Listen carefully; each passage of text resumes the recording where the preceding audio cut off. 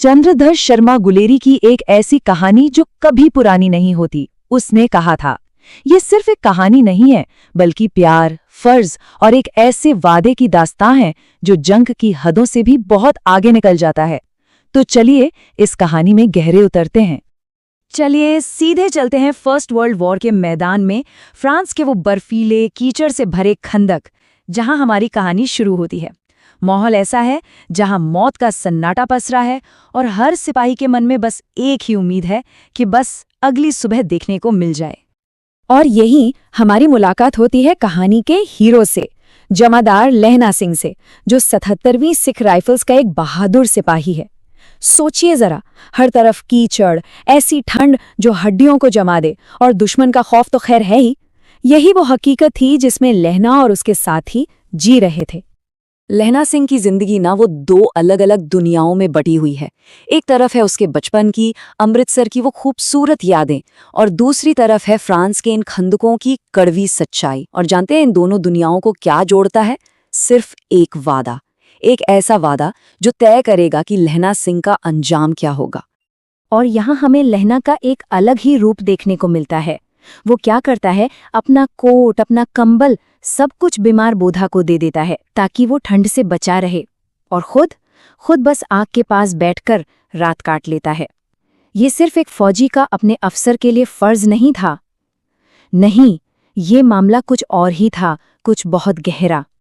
तो सवाल उठता है, आखिर कोई सिपाही अपने साथियों के लिए इतनी बड़ी कुर्बानी क्यों देगा? यही तो इस कहानी का सबसे बड़ा सवाल है। लहना सिंह की इस लगन के पीछे क्या राज छुपा है?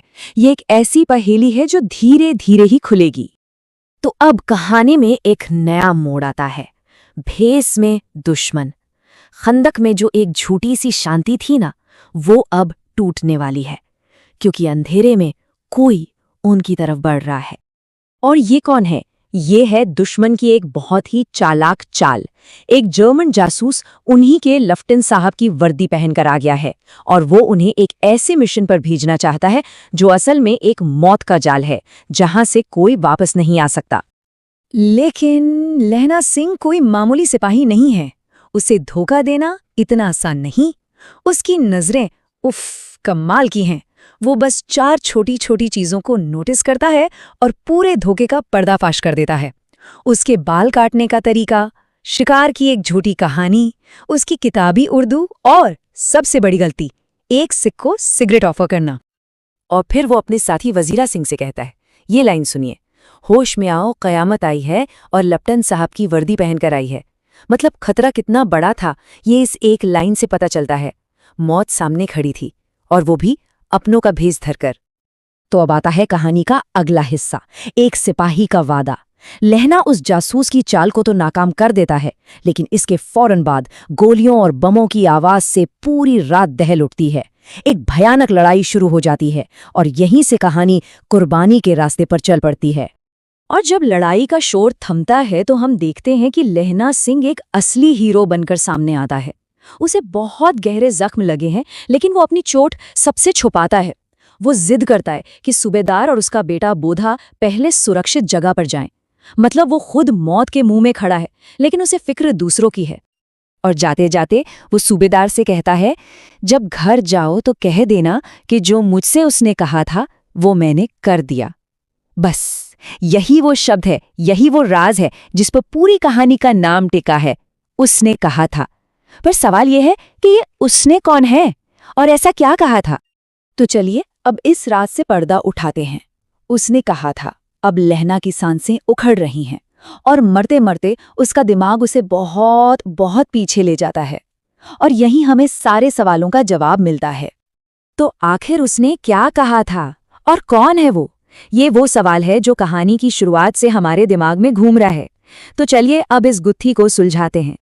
लहना की पूरी जिंदगी इन कुछ पलों में सिमट कर रह गई है। सोचिए, बचपन में अमृतसर के बाजार में हुई एक छोटी सी मुलाकात 25 साल बाद फ्रांस की एक खंदक में उसकी मौत का कारण बन जाती है। ये एक ऐसा वादा था जिसने वक्त और फासलों को भी मात दे दी। तो कहानी जाती है 25 साल पीछे। अमृतसर का एक बाजार है, और एक 12 साल का लड़का एक लड़की से बड़े ही मजाकिया अंदाज में पूछता है, तेरी कुड़माई हो गई? कुड़माई मतलब सगाई। और लड़की का जवाब, कुछ दिन तक तो वो धट कहकर भागती रही, लेकिन एक दिन उसने कहा, हाँ हो गई, देखते नहीं ये रेशम से कढ़ा हुआ सालू। बस ये जो जवाब था ना, ये लहना के दिल में उतर गया, एक ऐसा लम्हा जिसे वो कभी नहीं भूल पाया। इस एक पल ने सब कुछ बदल दिया। और अब सबसे बड़ा राज खुलता है। वो जो सूबेदारिनी है वो कोई और नहीं बल्कि अमृतसर के बाजार में मिली वही लड़की है। लड़ाई पर जाने से ठीक पहले वो लहना को पहचान लेती है और उससे एक वादा मांगती है। वो कहती है, जैसे तुमने बचपन में मुझे टांगे के नीचे आने से बचाया था, वैसे ही मेरे पति और मेरे बेटे को भी बचाना। यह मेरी भिक्षा है। और बस इसी के साथ कुर्बानी पूरी हुई। लहना सिंह ने अपनी जान देकर सालों पुराना एक वादा निभाया, एक ऐसा वादा जो प्यार, इज्जत और फर्ज की बुनियाद पर खड़ा था। जब वो वजीरा सिंह की गोद में अपना दम तोड़ रहा होता है तो उसके दिमाग में लड़ाई का मैदान नहीं बल्कि अपने गांव का वो आम का पेड़ आता है जो उसने लगाया था। उसका वादा अब पूरा हो चुका था और अब बस सुकून था। और जानते हैं अखबारों में क्या छपा? बस इतना, जमादार लहना सिंह नंबर 77 सिख राइफल्स। मतलब इतनी बड़ी कहानी, इतनी बड़ी कुर्बानी दुनिया के लिए बस एक नंबर बनकर रह गई। तो उसने कहा था, इस कहानी का टाइटल ही इसकी पूरी आत्मा है।